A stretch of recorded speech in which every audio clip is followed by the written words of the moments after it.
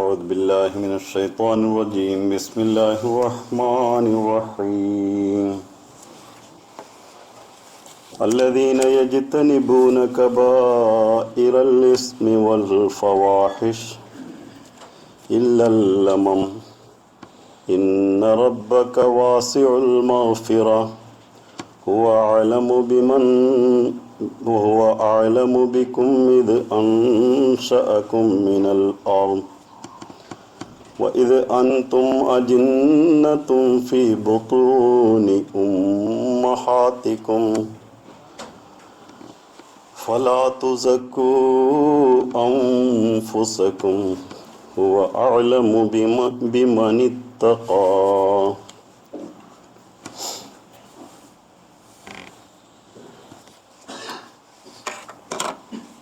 روزوں کا مقصد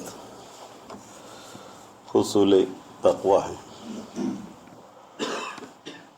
حصول تقوی کی راہ میں بہت سے ایسے روکے ہیں جس کی وجہ سے انسان کچھ سوچتا ہے یہ اس سے تقوی نصیب ہوگا، اس سے تقوی نصیب ہوگا، اور بعض اعمال بھی بجا لاتا ہے، لیکن وہ تقوی سے خالی بھی رہنے کے امکانات ہیں. جس آیت کی میں نے تلاوت کی سورہ النجم کی 33 آیت، اس میں ایک ہمیشہ رہنے والے ایک امکان جو ہمارے اعمال تقوی سے عاری ہونے کا امکان ہے، اس کا ذکر ہے. حضرت مسیح موعود علیہ الصلوۃ والسلام نے ایک جگہ فرمایا، کبھی یہ دعویٰ نہ کرو کہ میں پاک صاف ہوں، جیسے کہ اللہ تعالیٰ قرآن شریف میں فرماتا ہے فَلَا تُزَكُّوا أَنفُسَكُمْ، کہ تم اپنے آپ کو مزکی مت کہو. وہ خود جانتا ہے کہ تم میں سے متقی کون ہے. اس چیز میں بنیادی بات یہ ہے کہ ہم کوئی بھی عمل کر کے یہ نہیں کہہ سکتا کہ میں تقوی کے ساتھ یہ عمل کیا. آپ کوئی عمل تقوی کے ساتھ نہیں کریں گے تو وہ اللہ تعالیٰ کے حضور مقبول بھی نہیں. اب نتیجہ یہ نکلے گا کہ کوئی بھی اپنے عمل کو کسی کے سامنے میں نے یہ کیا بیان کرنے کی ہمیں خود اجازت نہیں. تحدیث نعمت الگ مسئلہ ہے، وہ اس کو میں ابھی نہیں چھیڑنا چاہتا. اس آیت کا ترجمہ یہ ہے، خلیفۃ مسیح خامس سید اللہ تعالیٰ علیہ العزیز نے اس کا ایک دفعہ ترجمہ ایک خطبے میں اس طرح کیا، یہ اچھے عمل والے لوگ ہیں، یہ اچھے عمل والے وہ لوگ ہیں جو سوائے سرسری لغزش کے بڑے گناہوں اور فواحش سے بچتے ہیں.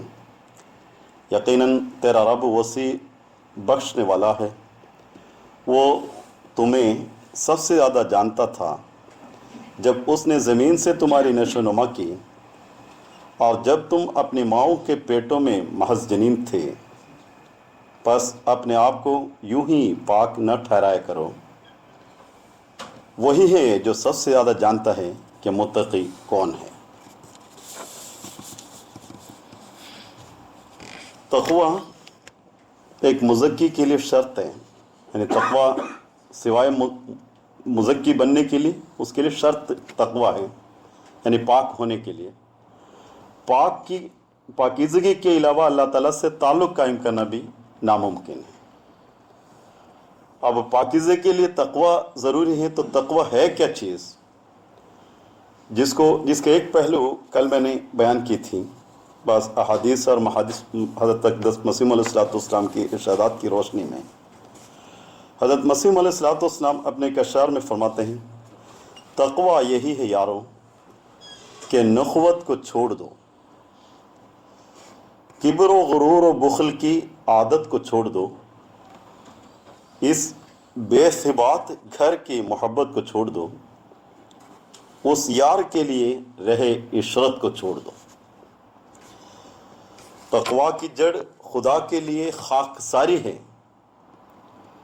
عفت جو شرط دین ہے وہ تقوی میں ساری ہے۔ عفت کہتے ہیں پاکیزگی کے ساتھ زندگی گزارنا۔ جو لوگ بدگمانی کو شیوا بناتے ہیں تقوی کی راہ سے وہ بہت دور جاتے ہیں۔ بے احتیاط ان کی زبان وار کرتی ہے، ایک دم میں اس علیم کو بیزار کرتے ہیں۔ ایک بات کہہ کے اپنے عمل سارے کھوتے ہیں، پھر شوخیوں کا بیج ہر ایک وقت بوتے ہیں۔ جو متقی ہیں اس کا خدا خود نصیر ہے، انجام فاسقوں کا عذاب سعیر ہے۔ عذاب سعیر کہتے ہیں جلنے والا، ہمیشہ دل میں ایک جلن باقی رہ جائے۔ جڑ ہے ہر ایک خیر و سعادت کی اتقا، جس کی یہ جڑ رہی عمل اس کا سب رہا۔ ان باتوں کو ملحوظ رکھتے ہوئے ہماری ہر اعمال کے ساتھ نخوت، بخل جیسے چھوڑتے ہیں، تکبر، یہ سب چھوڑتے ہوئے عاجزی اور انکساری ہمیشہ اس کے ساتھ بھی رہنا چاہیے۔ اور اس میں سب سے زیادہ اپنی باتوں کو بس اوقات مسیح علیہ السلام فرماتے ہیں ایک بات کہہ کر اس کے ساری عمل کو کھو جاتا ہے، اتنی اس میں سختی ہوتی ہے۔ اور بدگمانیوں سے بھی بچنا نہیں بچے گا تو تقوی کو چھوڑنا پڑے گا۔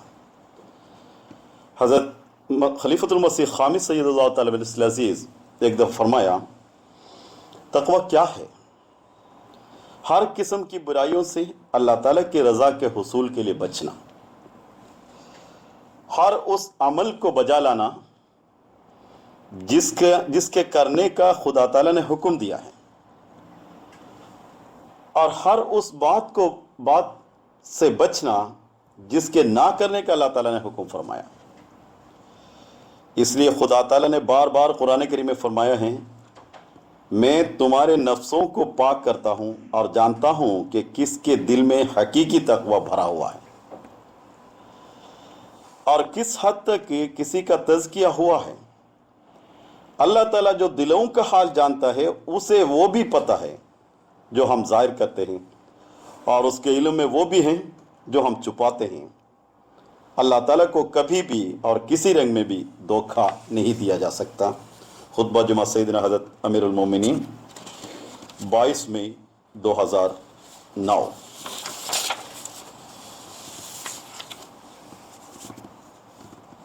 بہرحال اللہ تعالیٰ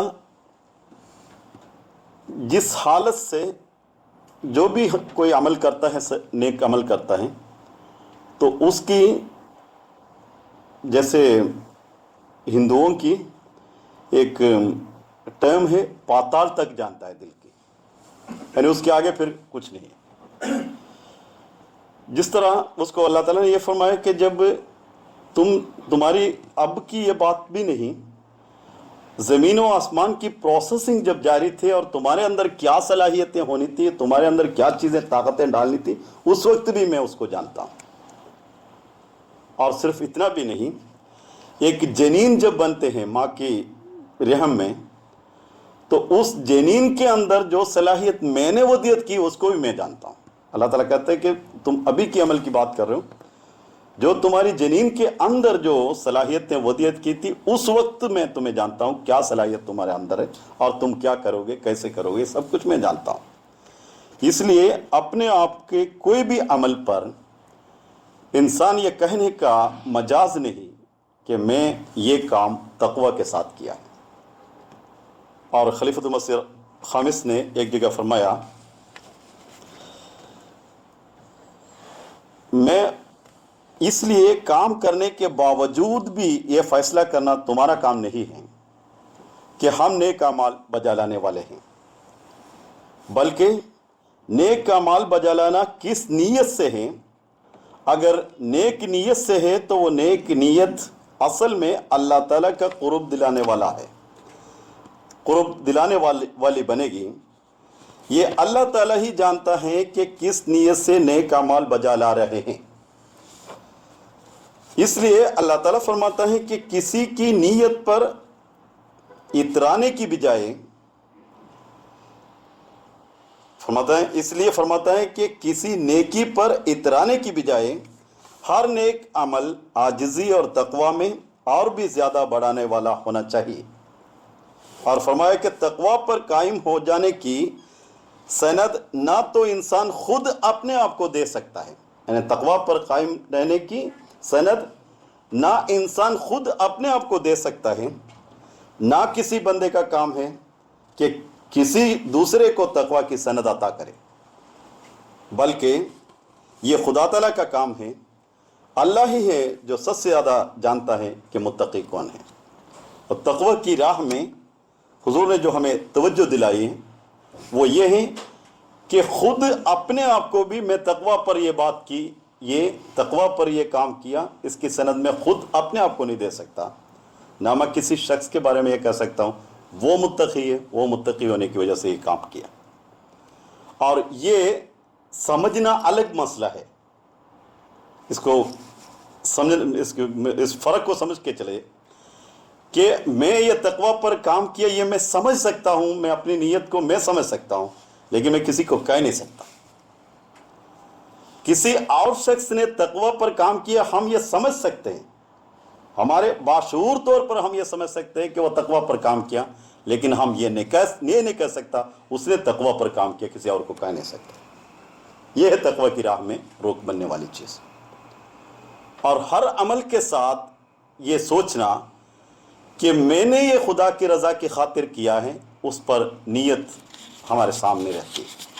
حضرت اقدس محمد مصطفیٰ صلی اللہ علیہ وسلم نے اس تعلق میں ایک ایسی حدیث آپ کی ہیں جو تقریباً تمام احادیث کی کتب میں، جو میری نظر سے جتنی بھی کتب گزری ہیں ان سب میں حدیث موجود ہے، وہ یہ ہے انما الاعمال بالنیت،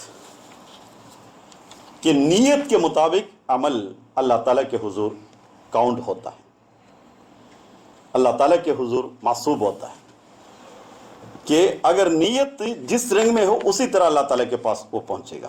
اور حضور نے اس میں فرمایا اگر کسی نے ہجرت کی، اس ہجرت کی نیت کیا ہے اس کے مطابق اللہ تعالیٰ کے حضور وہ محسوب ہوگا، اور اس میں کسی بھی عمل کو اس سے باہر نہیں کیا، کہ ہر عمل نیت کے مطابق اللہ تعالیٰ اس سے سلوک کرتا ہے۔ ایک بات یہ بھی ہے اس میں کہ جو آیت میں نے تلاوت کی اس میں اللہ تعالیٰ نے ہمیں یہ سمجھایا کہ جو بڑے بڑے گناہوں سے جو انسان بچتا ہے تو اس کے ساتھ لمم کہ جو ایک اپنے نیت کے علاوہ بعض اوقات انسان خود بخود بعض چیزوں پہ پھنس جاتے ہیں، اس لمم اس کو کہتے ہیں کہ خود بخود کبھی ظاہر ہو جاتے ہیں، انسان سے غلطی سرزد ہو جاتی ہے، لغزشیں ہوتی ہے، ان لغزشوں کو اللہ تعالیٰ بخشتا ہے۔ جب تقوی کی راہ اتنی باریک ہے تو اس کے ساتھ اللہ تعالیٰ کا واصل مغفرہ بھی تو ہے، وہ کہ ہر چیز مغفرت میں اس سے وسیع اور کوئی نہیں، تو ان باریکیوں کی نظر ہم رکھتے ہوئے بھی ہم سے جو غلطیاں سرزد ہوتی ہیں تو اس سے اللہ تعالیٰ اس کو بخشتا ہے، وہ واسع المغفرہ ہے۔ اس میں جو لمم کی بات کی اس کی بھی تشریح ایک جگہ خلیفۃ المسیح خامس نے ایک دفعہ اس طرح کیا، لمم کا مطلب ہے کہ برائی کی طرف جھکنے کا موقع یا عارضی اور معمولی لغزش، یعنی اگر غلطی ہو گئی تو معمولی نوعیت کی ہو اور اس پر دوام نہ ہو، یعنی اس پر یہ قائم نہ رہے بلکہ یہ عارضی ہو۔ اس کا مطلب یہ بھی ہے کہ شیطانی خیال اگر دماغ میں اچانک ابھر بھی آئے تو اللہ تعالیٰ کے فضل سے انسان اس سے بچ جائے اور اس کے ذہن پر اس شیطانی خیال کا کوئی اثر قائم نہ رہے، تو یہ حکم انسانی فطرت کے مطابق ہے، کیونکہ اچھائی یا برائی کو قبول کرنے کے انسان کو آزادی دی گئی، اور معاشرے میں یہ برائیاں اپنی طرف مبذول کروانے کی کوشش بھی کر رہی ہیں، ہر طرف آزادی نظر آتی ہیں، بے حیائی نظر آتی ہے، بد اخلاقیاں پھیلی ہوئی ہیں. اس وجہ سے اگر کبھی کسی برائی کی طرف توجہ بھی ہو جائے تو فوری طور پر استغفار سے انسان اپنے آپ کو ان گناہوں سے بچانے کی کوشش کرے. تو اللہ تعالیٰ جو وسیع بخشش ہے، اور اللہ تعالیٰ جو وسیع بخشنے والا ہے اور بخشش والا ہے اور توبہ قبول کرنے والا ہے، وہ توبہ قبول کرتا ہے. اب دو باتیں ہمارے سامنے ہیں. ایک، ہر عمل کے ساتھ تقوی کی باریکی سے اگر ہو تو اللہ تعالیٰ اس کو قبول کرے گا، لیکن بس اوقات ہم سے کچھ تقوی کی باریکی سے لمم کے طور پر، ایک عارضی طور پر جو دوام نہ پکڑے، شیطانی وساوس کے طور پر، دنیا کی جو ایک چمک دھمک ہے اس کی وجہ سے انسان شیطانی وساوس میں پھنس جاتا ہے، لیکن اس پہ قائم نہ رہے، اسی وقت استغفار سے اس کے واپس آ جائے، تو پھر اللہ تعالیٰ اس عمل کو بھی مغفرت کی چادر میں لپٹتے ہوئے اس کو لے لیتا ہے. اس مضمون کو قرآن کریم میں مختلف جگہوں پر چھیڑا ہے. میں مسیح علیہ السلام کی جو اپنے آپ کو مزکی، یعنی میں پاک ہوں اگر اس کا دعویٰ ہے، اس میں ایک بات یہ ہوتی ہے اس کی کیا وجہ ہے. مسیح علیہ السلام سائیکولوجی کو بھی ساتھ لگتا ہے. جو میں کا لفظ زیادہ بولتے ہیں اس کے اندر تکبر پائی جاتی. باتوں میں میں کا لفظ جب آئے گا تو اس میں اپنی ایک نمود اس کے اندر آئے گی، ایک نمائش، ایک دکھاوا اس کے اندر آئے گی. اور جہاں بھی میں کا لفظ زیادہ بولے گا تو وہاں رشتے بھی ٹوٹ جاتے ہیں. جب ہم کا لفظ جہاں بولتے ہیں وہاں رشتے بند جاتے ہیں. تو حضرت مسیح علیہ السلام نے فرمایا، اللہ تعالیٰ نے قرآن مجید میں جو فرمایا ہے کہ فَلَا تُزَكُّوا أَنفُسَكُمْ، تو اس آیت کا صحیح مطلب جاننے کے لیے تمہیں تزکیہ نفس اور اظہار نعمت کے درمیان واضح فرق معلوم ہونا چاہیے. اب بس اوقات بعض عملوں کو، بعض نیکیوں کو بولنے پڑتے کہ یہ کام ہوا، یہ کام ہوا، یہ کام ہوا، یا اس کے ساتھ ہمارا تعلق بھی ہوتا ہے. تو اس میں مسیح علیہ السلام فرماتے ہیں تزکیہ نفس اور اظہار نعمت کے فرق کو معلوم کرنا چاہیے، پھر عمل کی طرف توجہ ہونی چاہیے. وہ حضور فرماتے ہیں اگرچہ یہ دونوں صورت کے لحاظ سے مشابہ ہے، پس جب تم کمال کو اپنے نفس کی طرف منسوب کرو. یہ باریکی سے سمجھنے والی بات ہے. یعنی ہم نے جو ایک کام کیا اس کام کو ہماری طرف منسوب کرتے، میں نے کیا. تو حضور فرماتے ہیں پس جب تم کمال کو اپنے نفس کی طرف منسوب کرو اور تم سمجھو کہ گویا تم بھی کوئی حیثیت رکھتے ہو، اور تم اپنے اس خالق کو بھول جاؤ جس نے تم پر احسان کیا، تو تمہارا یہ فعل تزکیہ نفس قرار پائے گا. جس نے تم پر احسان کیا تو تمہارا یہ فعل تزکیہ نفس قرار پائے گا. یعنی کوئی بھی عمل ہماری طرف منسوب کر رہے ہیں تو اس کے ساتھ ہمارے اندر یہ احساس بھی ساتھ ہو کہ خدا تعالیٰ نے اس پر احسان، ہم پر احسان کیا، اس لیے یہ کام میں کر سکا. یعنی اپنی حیثیت نہیں بتا رہے بلکہ خدا تعالیٰ کی احسان کی وجہ سے. اور خلیفۃ مسیح رابعی نے ایک دفعہ یہ بھی فرمایا خدا تعالیٰ کا احسان ہے، خدا تعالیٰ کا احسان ہے کر کے اپنی بات بتانے والے بھی ہوتے ہیں، لیکن اس کی احساس اس کے دل کے ساتھ تعلق رکھتا ہے کہ خدا تعالیٰ کا احسان ہے، تو وہ احسان کے تو تزکیہ نفس قرار دیا جائے گا. لیکن اگر تم اپنے کمال کو اپنے رب کی طرف منسوب کرو اور تم یہ سمجھو کہ ہر نعمت اللہ تعالیٰ کی عطا کردہ ہے، اور اپنے کمال کو دیکھتے وقت تم اپنے نفس کو نہ دیکھو بلکہ تم ہر طرف اللہ تعالیٰ کی قوت، اس کی طاقت، اس کا احسان اور اس کا فضل دیکھو، اور اپنے آپ کو غسال کے ہاتھ میں محض ایک مردہ کی طرح پاؤ. جو میت کو نہلاتے اس کو غسال کہتے ہیں. اس کے ہاتھ میں مردہ، تو مردہ کچھ اپنی طرف سے کچھ نہیں کرتا. میت کو، کسی آدمی کو بھی نہالے جان ہو تو اس کو وہ خود بخود کچھ نہ کچھ ہلے گا، لیکن غسال کے ہاتھ میں میت غسال جہاں ہلاتا وہاں ہی ہلاتا ہے. اس طرح اپنے آپ کو غسال کے ہاتھ میں محض ایک مردہ کی طرف پاؤ اور اپنے نفس کی طرف کمال منسوب نہ کرو، تو یہ اظہار نعمت ہے.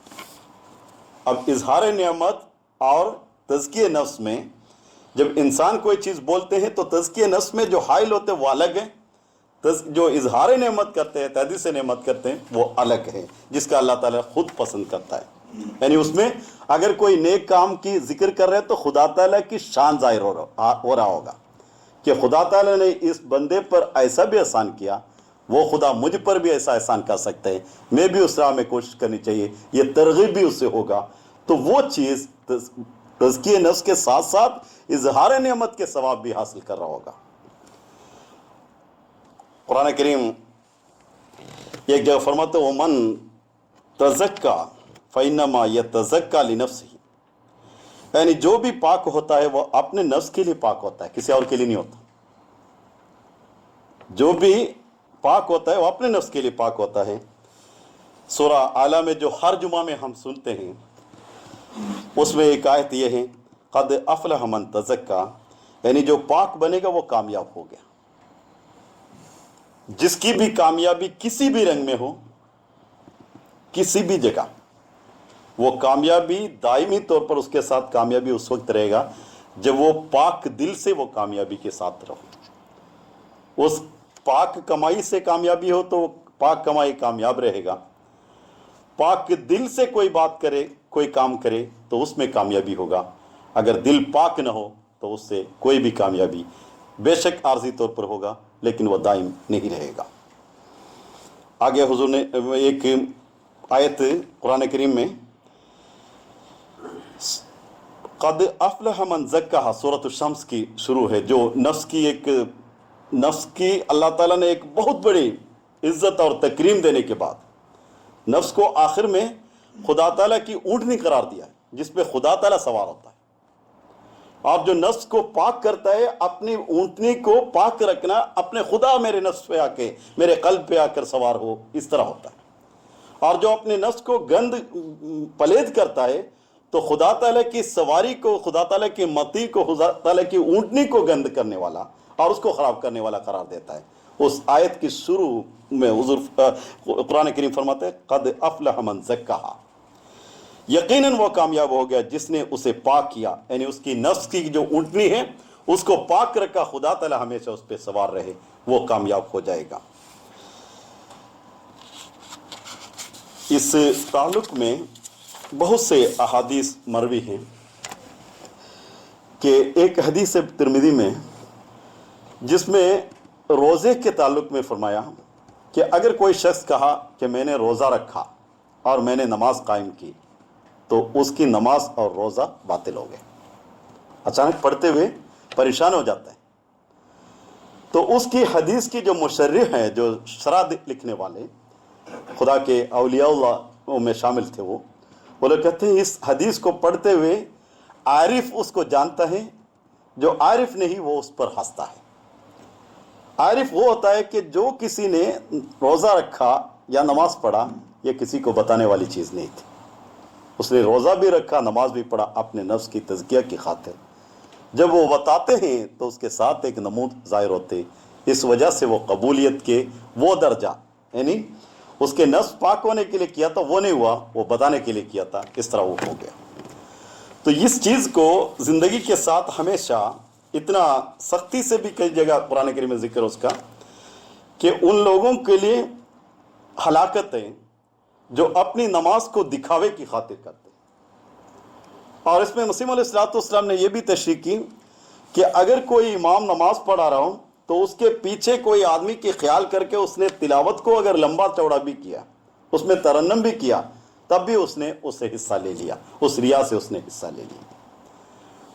اور یہاں تک کہ اگر کسی کی غلطی کو ہم غلطی بھی قرار دیں اس رنگ میں کہ اس میں ہماری نمود ہو، تب بھی ریا سے کام لیا اور تکبر سے بھی کام لیا۔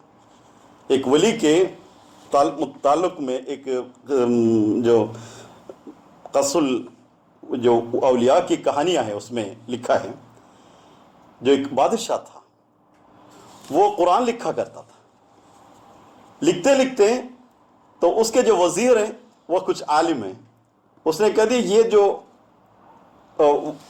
اس کے ساتھ جو ایک عالم تھا اس نے کہہ دیا یہ غلط آپ نے لکھا ہے، یہ جو لکھا ہے وہ غلط لکھا ہے۔ انہوں نے پوچھا کون سی؟ تو ایک جگہ پہ एक लफ्ज़ दिखाया, ये गलत है। मसीह अलैहिस्सलाम इसको मलफूज़ात में भी बयान किया। तो उसको आपने राउंड किया, उसके ऊपर पेंसिल से खत डाल दिया, हाँ करके चला गया आगे। तो उसके बाद जब वो चला गया मुल्ला, जो अपने आप को शेख जानता था, तो उस जो खत डाला हुआ तो उसको मिटा दिया, उसको वैसे के वैसे रहने दिया। तो उस वजीर ने पूछा, जो दोनों जानता था, उन्होंने पूछा आपने जब कहा तो उसको खत डाल दिया जबकि वो सही था, जब आप चले गए तो उसको मिटा दिया। तो कह दिया उसने जब कह दिया तो उसकी इज्जत की खातिर मैंने उस पर खत डाला, मैं जानता था वो सही नहीं है, वो सही है, वो गलत कह रहा है। तो बसों औकात अगर कोई गलत भी करते तो इज्जत की खातिर, जिसके कोई नुकसान ना हो, तो उसके सरफ नजर करना ये भी अपने आप को नमूद से बचाने की खातिर करनी पड़ती है। और इसको बसों का दूसरों की गलतियों पे इतना ज्यादा जाके जिसको पता भी नहीं होता, उसके कोई इल्म नहीं उसको पास होता, वो कहते ये गलत है जब कह देते। और इन दोनों की जो एक के इंतहा जो अलग है, एक की इंतहा अलग है, उन दोनों के बीच में जब देखते तो उसकी फ़र्क मालूम हो जाता है। तो खुलासा कलाम यह है कि रोज़ा तक़वे की हुसूल की खातिर है। रोज़े में बहुत से अमाल हमारे पास है जो इन दिनों में हम करते हैं। तो हर अमाल के साथ तक़वे की जान जब हो तो वो ज़िंदा है, अगर तक़वे की जान न हो तो एक बेजान जिस्म की तरह बन जाती है। और उस तक़वे की जान जो शुरू में उसके जान की जो एक तड़प उसके अंदर पैदा होती है, वो उसके करते वक्त एक नीयत के अंदर है। उस नीयत को सही करके उसके बाद फिर उसको करने के बाद जो इंसान के अंदर जो एक पैदा होती है उस तक़वे की एक एहसास, उस एहसास को भी तहदीस से नेमत के एहसास के साथ उसको रखे, यानी मेरे खुदा ने मुझ पर यह एहसान किया कि ये करने की मुझे ताकत दी, तो उसके साथ वो तक़वा बढ़ता है। अल्लाह ताला हमें उसकी तौफीक अता फरमाए।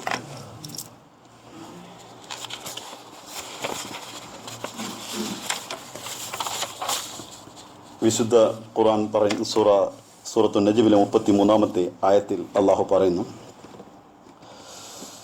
വലിയ പാപങ്ങളിൽ നിന്ന് തങ്ങളെ കാത്തുരക്ഷിക്കുകയും നീചകൃത്യങ്ങളിൽ നിന്ന് തങ്ങളെ സുരക്ഷിതമാക്കി വെക്കുകയും ചെയ്യുന്ന ആളുകൾ, അതേസമയത്ത് ചില സാഹചര്യങ്ങളിൽ അവരിൽ വന്നുപെട്ടു പോകുന്നത് ഒഴികെയാണെങ്കിൽ നിശ്ചയം നിന്റെ നാഥൻ സർവഥാ പൊറുക്കുന്നവനും വളരെ പൊറുക്കുന്ന കാര്യത്തിൽ പ്രവിശാലനുമാകുന്നു. അവൻ അറിയും നിങ്ങളെ ഭൂമിയിൽ സൃഷ്ടിച്ച് തുടങ്ങിയ ആ സമയം മുതൽ അവൻ നിങ്ങളെ അറിയുന്നു. നിങ്ങൾ ഗർഭാശയങ്ങളിൽ ഭ്രൂണങ്ങളായി നിങ്ങളുടെ മാതാക്കളുടെ ഗർഭാശയങ്ങളിൽ ഭ്രൂണങ്ങളായി നിലകൊള്ളുമ്പോൾ പോലും അവൻ നിങ്ങളെ അറിയുന്നു. നിങ്ങളൊരിക്കലും തങ്ങൾ പരിശുദ്ധരാണെന്ന് ഞെളിയരുത്. അവൻ അറിയും നിങ്ങളിൽ ആരാണ് യഥാർത്ഥത്തിൽ സൂക്ഷ്മത കൈവരിക്കുന്നവൻ എന്ന്. തഖ്വയുടെ മാർഗത്തിൽ മനുഷ്യൻ പ്രയാണം ചെയ്യുമ്പോൾ അവന് മുമ്പിൽ വരുന്ന ഏറ്റവും പ്രധാനപ്പെട്ട ഒരു സംഗതി, താൻ ഒരു സൽക്കർമ്മം ചെയ്താൽ ആ സൽക്കർമ്മം താൻ ചെയ്തത് തഖ്വയോട് കൂടിയാണ്, സൂക്ഷ്മതയോട് കൂടിയാണ്, അള്ളാഹുവിൻ്റെ പ്രീതിയോട് കൂടിയാണ് എന്ന് സ്വയം ദുരഭിമാനം കൊള്ളുകയാണെങ്കിൽ അത് തഖ്വയിൽ നിന്ന് വ്യത്യസ്തമാണ്. അതായത് ഒരാൾക്ക് മനസ്സിൽ താൻ തഖ്വയോട് കൂടിയാണെന്ന് തൻ്റെ മനസ്സാ വാച അവൻ വിശ്വസിക്കുന്നുവെങ്കിലും അതേ സമയത്ത് അത് മറ്റൊരാളുടെ അടുത്ത് പറയുമ്പോൾ തൻ്റെ തഖ്വയുടെ ആ സ്ഥലം അവന് വിനഷ്ടമാകുന്നു. അതേ സമയത്ത് തനിക്ക് നൽകപ്പെട്ടിട്ടുള്ള ആ തഖ്വയുടെ അടിസ്ഥാനത്തിൽ ചെയ്തിട്ടുള്ള ആ പ്രവൃത്തി തൻ്റെതല്ല, തൻ്റെ റബ്ബ് തനിക്ക് നൽകിയിട്ടുള്ള അനുഗ്രഹങ്ങളിൽ നിന്ന് ചെയ്യുവാനുള്ളൊരു ഭാഗ്യം അള്ളാഹ് തന്നു എന്ന നിലയിൽ അതിനെടുത്ത് പറയുമ്പോൾ അള്ളാഹുവിൻ്റെ ആ ഔദാര്യത്തെയും ആ പറയുന്ന ആൾക്ക് മനസ്സിലാക്കാൻ സാധിക്കും, തനിക്കും ആ ഔദാര്യത്തെക്കുറിച്ച് ഓർക്കുവാൻ സാധിക്കും. അത് നന്മയായി മാറുന്നു. അതേസമയത്ത് ഞാൻ ചെയ്തു എന്നാണ് പറയുന്നതെങ്കിൽ അവിടെ വെച്ച് അള്ളാഹുവിനെ വിസ്മരിച്ചുകൊണ്ടുള്ള ഒരു കർമ്മമായതുകൊണ്ട് അത് താനും എന്തോ ഒരു വിലയുള്ളവനാണ് എന്ന് തനിക്കൊരു വിലയിടുന്ന അവസ്ഥ വരുന്നു. അവിടെ വെച്ച് അള്ളാഹു അയാളുടെ വിലയെ വെട്ടിക്കളയുകയും ചെയ്യുന്നു. അത് തഖ്വയുടെ അടിസ്ഥാനമല്ല എന്ന് പറയുന്നു. ഹസരത്ത് ഖലീഫത്തുൽ മസീഹ് ഖാമിസ് സയ്യിദ് അല്ലാഹു തആല ബിൻ അസീസ് ഒരിക്കൽ തഖ്വ എന്താണെന്ന് വിശദീകരിച്ചുകൊണ്ട് പറയാണ്, തഖ്വ എന്താണെന്ന് നിങ്ങൾക്കറിയുമോ? എല്ലാ പാപങ്ങളിൽ നിന്നും അള്ളാഹുവിൻ്റെ തൃപ്തിക്ക് വേണ്ടി നിങ്ങൾ മാറി നിൽക്കുക എന്നുള്ളതാണ് തഖ്വ. സർവ സൽക്കർമ്മങ്ങളും അള്ളാഹു എന്തിനെക്കുറിച്ച് നിങ്ങൾ കൽപ്പിച്ചിട്ടുണ്ടോ അതേപോലെ ചെയ്യുന്നതിനെയാണ് തഖ്വ എന്ന് പറയുന്നത്. അള്ളാഹു ഏതിൽ നിന്ന് നിങ്ങളെ വിലക്കിയിട്ടുണ്ടോ അതിൽ നിന്ന് പൂർണ്ണമായും വിലങ്ങി നിൽക്കുന്നതിനെയും തഖ്വ എന്ന് പറയുന്നു. അള്ളാഹു വിശുദ്ധ ഖുർആനിൽ വീണ്ടും വീണ്ടും അടിക്കടി പറയുന്ന ഒരു സംഗതിയാണ്, നിങ്ങൾ നിങ്ങളുടെ നഫ്സുകളെ സ്വയം പരിശുദ്ധരാണെന്ന് പറയരുത്. അള്ളാഹു പറയുന്നു, ഞാൻ അറിയും നിങ്ങളുടെ ഹൃദയങ്ങളിലെ അന്തരാളങ്ങളിലുള്ള തഖ്വ എത്രമാത്രമുണ്ട് എന്നുള്ളത്. എത്രമാത്രം നിങ്ങൾക്ക് വിശുദ്ധീകരിക്കുവാൻ അതിന് സാധിച്ചു എന്ന കാര്യം എനിക്കറിയാം. അള്ളാഹു ഹൃദയങ്ങളുടെ അന്തരാളങ്ങളെ കുറിച്ച് അറിയുന്നവനാകുന്നു. അത് നാം എന്താണോ മറച്ചു വെക്കുന്നത് അതിനെയും നിങ്ങൾ എന്താണോ വെളിപ്പെടുത്തുന്നത് അതിനെയും അള്ളാഹു നന്നായിട്ട് അറിയുന്നു. അള്ളാഹു ഏത് വിധത്തിൽ അറിയുന്നു എന്നാൽ അതിന് വ്യക്തമായി മനസ്സിലാക്കുന്ന ഒരാൾക്ക് ഗ്രഹിക്കാൻ സാധിക്കും. അള്ളാഹുവിനൊരിക്കലും ഒരാൾക്ക് വഞ്ചിക്കുവാൻ സാധ്യമല്ല. മസീഹ് മൗഊദ് അലൈഹിസ്സലാത്തു വസ്സലാം ഈ കർമ്മങ്ങളെ നാം ചെയ്തത് നല്ലതാണ് എന്ന് ധരിക്കുന്ന ആളുകളെക്കുറിച്ച് പരാമർശിച്ചുകൊണ്ട് ഒരിടത്ത് പറയുകയാണ്, ഒരിക്കലും നിങ്ങൾ വാദമുന്നയിക്കരുത് ഞാൻ പരിശുദ്ധനാണ് എന്ന്. അള്ളാഹു വിശുദ്ധ ഖുർആനിൽ പറയുന്നു, വലാ തുസക്കു അൻഫുസക്കും, നിങ്ങൾ തങ്ങളെ മുസക്കി തങ്ങൾ വിശുദ്ധരാണ് എന്ന് പറയരുത് എന്ന്. മറിച്ച് അവൻ അറിയുന്നു നിങ്ങളിൽ ആരാണ് യഥാർത്ഥത്തിലുള്ള സൂക്ഷ്മത പാലിക്കുന്നവർ എന്ന്. ഹസരത്ത് മസീഹ് മൗഊദ് അലൈഹിസ്സലാത്തു വസ്സലാം തഖ്വയെക്കുറിച്ച് ഉപദേശിച്ചുകൊണ്ട് പറയാണ്, തഖ്വ എന്നത് അഹംഭാവത്തെ പരിത്യജിക്കലാകുന്നു. അഹംഭാവവും താൻപെരുമയും പിശുക്കും തുടങ്ങിയിട്ടുള്ള ശീലങ്ങളെ നിങ്ങൾ വർജിക്കുകയാണെങ്കിൽ അതിന് തഖ്വ എന്ന് പറയും. ഈ നശ്വരമായ ലോകത്തോടുള്ള സ്നേഹം നിങ്ങൾ വിട്ടുകളയുക, അതിൽ തഖ്വയുടെ മാർഗമാണത്. അള്ളാഹുവിൻ ആ പ്രീതനായ നിങ്ങളുടെ പ്രേമിയായ അള്ളാഹുവിൻ്റെ സ്നേഹത്താൽ ആ സ്നേഹത്തിന് വേണ്ടി ഈ ലോകത്തുള്ള സുഖ സൗകര്യങ്ങളെ പരിത്യജിക്കുകയാണെങ്കിൽ അതിനെയും തഖ്വ എന്ന് പറയും. തഖ്വയുടെ യഥാർത്ഥത്തിലുള്ള വേര് നിലകൊള്ളുന്നത് വിനയത്തിലാകുന്നു. വിശുദ്ധ ജീവിതം, പതിവ്രതമായിട്ടുള്ള ജീവിതം ദീനിൻ്റെ ഒരു അനിവാര്യ നിബന്ധനയാണ്. തഖ്വ എന്ന് പറയുന്നത് മുഴുവനും അതിലധിഷ്ഠിതമാണ് എന്ന കാര്യം ഓർക്കുക. ദുർധാരണകളെ തങ്ങളുടെ ശീലങ്ങളാക്കി മാറ്റാതിരിക്കുക. തഖ്വയുടെ വഴിയിൽ നിന്ന് അവർ വളരെ വിദൂരരായി പോകും ദുർധാരണക്കാർ. തഖ്വ തൻ്റെ നാവിനെ അതിസൂക്ഷ്മമായിട്ട് ശ്രദ്ധിച്ചിട്ടില്ലെങ്കിൽ ചില സമയങ്ങളിൽ നാക്കുകൊണ്ട് നടത്തുന്ന അക്രമങ്ങൾ ഒരൊറ്റ നിമിഷം കൊണ്ട് എല്ലാം അറിയുന്ന അള്ളാഹുവിനെ എല്ലാം അറിയുന്ന അള്ളാഹു നിങ്ങളിൽ നിന്ന് യാതൊരു ബന്ധമില്ലാത്തവൻ എന്ന നിലയിൽ നിങ്ങളെ വിട്ടുപോകുന്നവനാണ് അവൻ. നിങ്ങളെക്കുറിച്ച് അവൻ പരവശനായിത്തീരും. ഒരു ഒറ്റ വാക്കുകൊണ്ട് തൻ്റെ സകല കർമ്മങ്ങളെയും ഒരാൾക്ക് നശിപ്പിച്ചു കളയുവാൻ സാധിക്കും. അത് മുഴുവൻ അവന് നഷ്ടമാകും. അങ്ങനെ നഷ്ടപ്പെടുന്ന സമയങ്ങളിൽ ചിലർ തങ്ങൾ വമ്പന്മാരാണ് എന്ന് ആ സമയത്ത് പറയാൻ തുടങ്ങുന്നുവെങ്കിലും അവർ അങ്ങേയറ്റം അള്ളാഹു അവരെ ഏത് കർമ്മം കൊണ്ട് അവർ വമ്പൻ എന്ന് പറയുന്നു ആ കർമ്മത്തെ അള്ളാഹു തൻ്റെ കണക്കിൽ എഴുതാതെ വിട്ടതായിരിക്കും എന്നോർക്കട്ടെ. മുത്തഖി ആരാണോ അവരെ അള്ളാഹു സദാ സഹായിച്ചു കൊണ്ടിരിക്കുന്നു. എന്നാൽ തഖ്വയ്ക്ക് വിരുദ്ധമായി ദുഷ്കർമ്മങ്ങളിൽ അകപ്പെടുന്നവർക്ക് എരിയുന്ന തീയാണ്, ശിക്ഷയാണ് അവരുടെ കൂടെ എപ്പോഴും നിലകൊള്ളുക. എല്ലാ സൽക്കർമ്മങ്ങളുടെയും എല്ലാ സൗഭാഗ്യങ്ങളുടെയും നാരായ വേര് തഖ്വയാകുന്നു. ആരുടെ ഈ വേര് സുരക്ഷിതമാണോ അവൻ്റെ സകല സൽക്കർമ്മങ്ങളും നിലകൊള്ളുകയും ചെയ്യുന്നു. റസൂൽ തിരുമേനി സല്ലല്ലാഹു അലൈഹി വസല്ലം പറഞ്ഞു, ഓരോ കർമ്മങ്ങളുടെയും അതിൻ്റെ കണക്കെടുക്കുമ്പോൾ അത് എന്ത് കരുത്തിൽ അധിഷ്ഠിതമാണ്. കരുത്ത് എന്ന് പറഞ്ഞാൽ കരുതുന്നത്, അതായത് അതിന് ഏത് നീയത്തിൽ അധിഷ്ഠിതമാണ് എന്നതിനെ പരിഗണിച്ചുകൊണ്ടാണ് അതിനെ അള്ളാഹു പരിഗണിക്കുന്നത്. അപ്പോൾ കർമ്മങ്ങൾ കരുത്തിൽ അധിഷ്ഠിതമാണ് എന്ന് പറയുമ്പോൾ എന്ത് കരുതിയിട്ടാണോ നാം കർമ്മങ്ങൾ ചെയ്യുന്നത് അതിനനുസരിച്ചിട്ടാണ് അള്ളാഹു അത് എടുക്കുന്നത്. അപ്പോൾ തഖ്വയുടെ ഓരോ പടവുകളും നാം ചെയ്യുന്ന ഓരോ സൽക്കർമ്മങ്ങളും പ്രത്യേകിച്ച് റമദാനുമായി ബന്ധപ്പെട്ട കാര്യത്തിൽ നാം ചെയ്യുമ്പോൾ നമ്മുടെ ഓരോ കർമ്മങ്ങളുടെ നീയത്ത് എന്താണെന്ന് നാം പരിശോധിക്കുകയും അതനുസരിച്ച് മുമ്പോട്ട് നീങ്ങുകയും ചെയ്യണം. ഹദീസിൽ തിർമിദിയിൽ വന്നൊരു ഹദീസിൽ ഇപ്രകാരമുണ്ട്, ഞാൻ നോമ്പ് അനുഷ്ഠിച്ചു, ഞാൻ നമസ്കരിച്ചു എന്ന് പറയുന്ന ആളുടെ നോമ്പും നമസ്കാരവും ബാത്തിലായി പോകുന്നു, അത് വൃഥാവിലായി പോകുന്നു എന്ന്. അത് കാരണം അത് പറയുന്നതോടുകൂടി താൻ പറയുന്നവനായി മാറുന്നു, അത് ചെയ്യുന്നത് നീയത്ത് മാറുന്നു. ഇതിൻ്റെ രണ്ടിൻ്റെയും തമ്മിലുള്ള വ്യത്യാസം, താൻ എന്ത് പറയുന്നുവോ അത് അള്ളാഹുവിൻ്റെ അനുഗ്രഹത്തെ എടുത്തുദ്ധരിച്ചുകൊണ്ട് പറയുമ്പോൾ അതിൽ പ്രശ്നമില്ല. അള്ളാഹുവിൻ്റെ അനുഗ്രഹത്തെയും അവൻ്റെ ഔദാര്യത്തെയും പരിത്യജിച്ചുകൊണ്ട് അതിനെ ഒഴിവാക്കിക്കൊണ്ട് താൻ എന്ന നിലയിൽ എന്ത് പറഞ്ഞാലും അവൻ ചെയ്ത സൽക്കർമ്മങ്ങൾ സകലവും നിരർത്ഥകമായി പോകുന്നു. അള്ളാഹു നമ്മെ കാത്തുരക്ഷിക്കുമാറാകട്ടെ.